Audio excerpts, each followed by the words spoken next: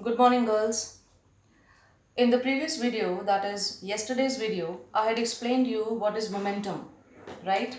And I also told you why are we studying momentum, because momentum is directly related to second law of motion. Okay. Now, as I told you yesterday, that momentum is defined as the quantity of motion possessed by an object.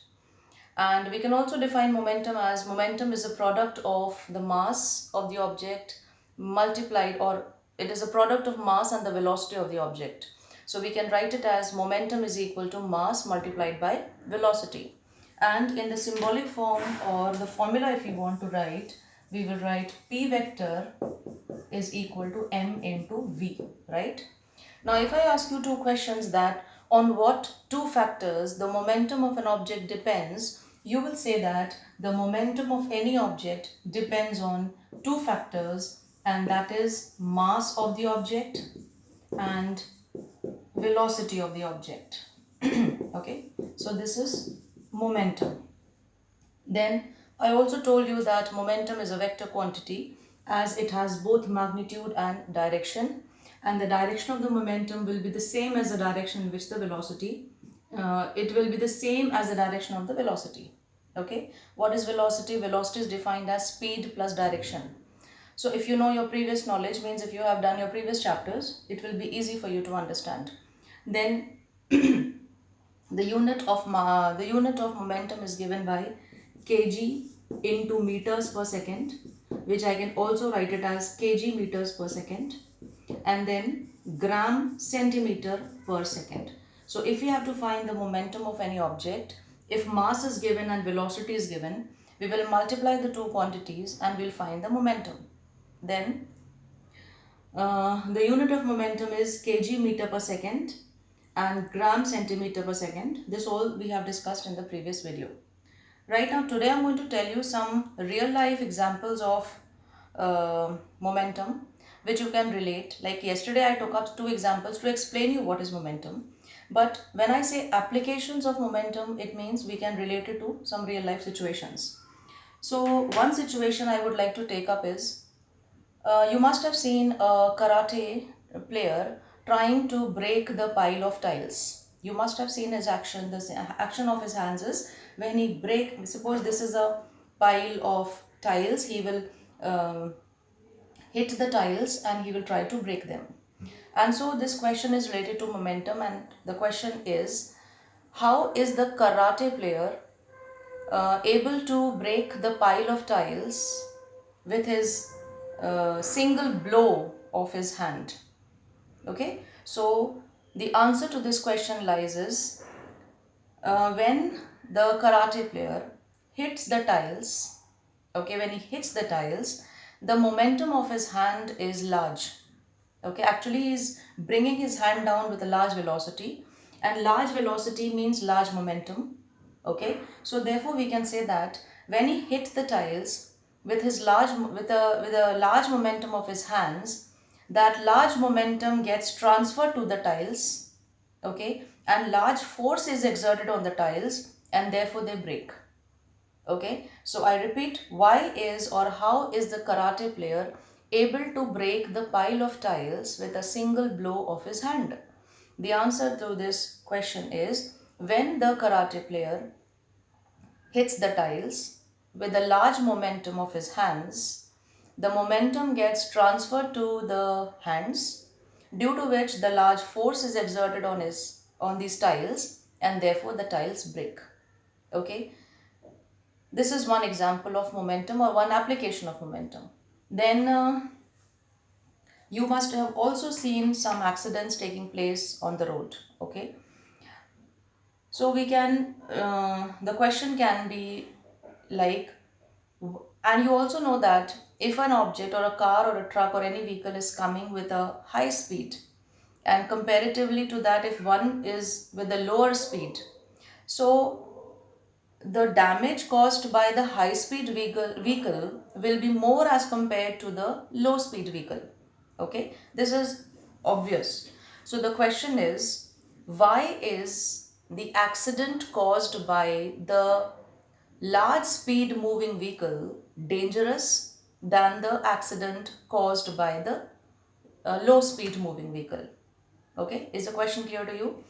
Why is the accident caused by the high speed moving vehicles dangerous and more damaging than the accident caused by the low speed or less speed moving vehicle? So the answer to this question is, if a car or a object is moving with a high speed, okay, it will have large momentum, right? So I can relate this to this formula again.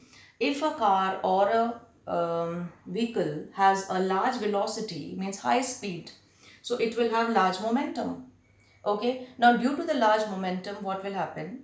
If suppose that object or the car or the truck collides with another object, the large momentum of this vehicle will get transferred to the other object. It might be another car, it might be some person. So the large momentum of this object or this vehicle will get transferred to the other object, and due to this the force exerted on that colliding object will also be large, and therefore the damage, or yeah, you can say the damage caused is more, or we can say that the injuries to the passengers will be more as compared to the low speed.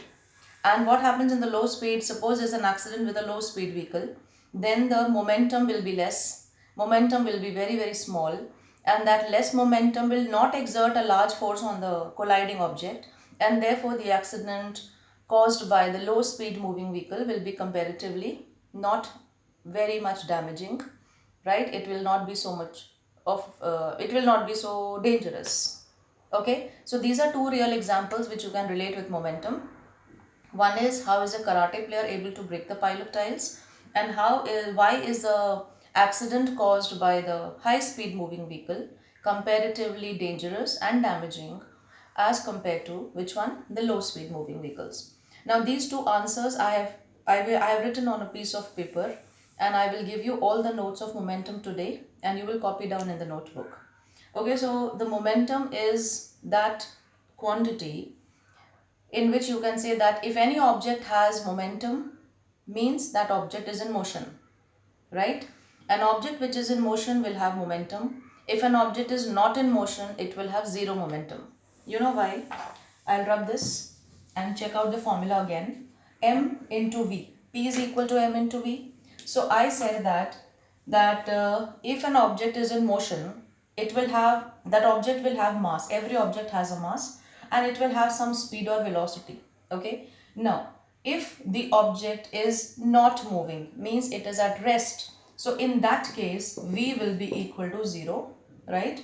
And therefore P vector will be M into 0, and therefore P vector is equal to 0. This is in which case? When velocity is 0. And when is velocity 0? When the object is at rest. Okay, so we can say that an object which is in motion will have some momentum, and the object which is not in motion will have zero momentum. Okay, now there may be many such examples of momentum which you can connect it with your real life. Okay, then I will now take up some numericals on momentum. Like question number 1, I take, find the momentum of the car whose mass is 1500 kg, right? And its velocity is 8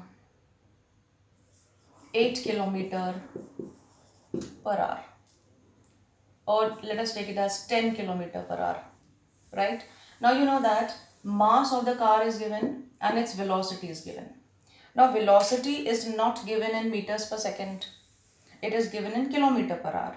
So I hope you remember that when we convert speed from one unit to another, we have to multiply by that standard number which I have explained you before. So therefore I want to write, suppose P is equal to M into V. This V which is given in 10 kilometer per hour will be converted to meters per second, and I can write it as 1500 into 10 into 5 upon 18 will give you meters per second here, and this will be in kg. I'm not writing the units here. So this is clear to you, right? Now 1500 into 10 into 5 will give you 15 5 is 75. 75, or let us make it simple by cancelling. 2 nines are, 2 fives are, then 3 threes are, 3 fives are 15, 0 0. Okay, so 5 into 5 into 5 will give you 125, 0 0 divided by 3. Now we can divide this and get the answer. Now the answer can be in decimal also. So see that you can find the answer by dividing.